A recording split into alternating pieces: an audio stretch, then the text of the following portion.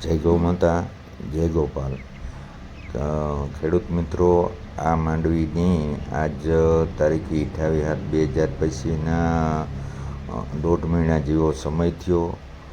આજથી 15 દી પહેલાં આ માંડવી એકદમ બપોર વેરાની હુકાતી જગ્યામાં ભેજ હોવા છતાં આ માંડવી હુકાતી હતી. એટલે આપણે પાણીનું વાળવાનું ટાળ્યું હતું. એ પછી જાવળ મેં પણ થેગો અને અટાણે પણ માંડવીની કોઈ પાણીની આવશ્યકતા હોય એવું લાગતું ને.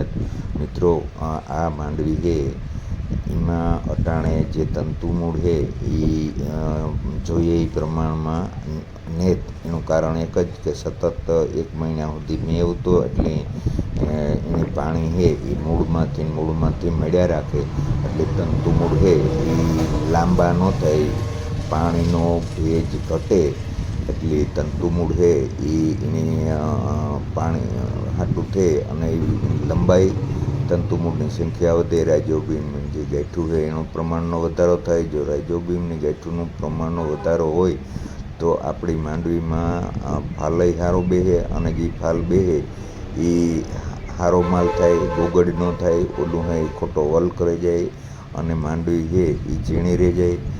તો બને ત્યાં સુધી અટાણે જેટલું માંડવીની લાગણ હોય એટલું સારું. જગ્યામાં ભેજ હોય તો માંડવીની ખાસ આંતરખેડ કરવાની અને પાણીની તાણ આપવાની.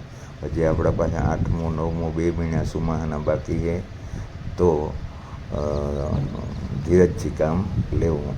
રામ રામ.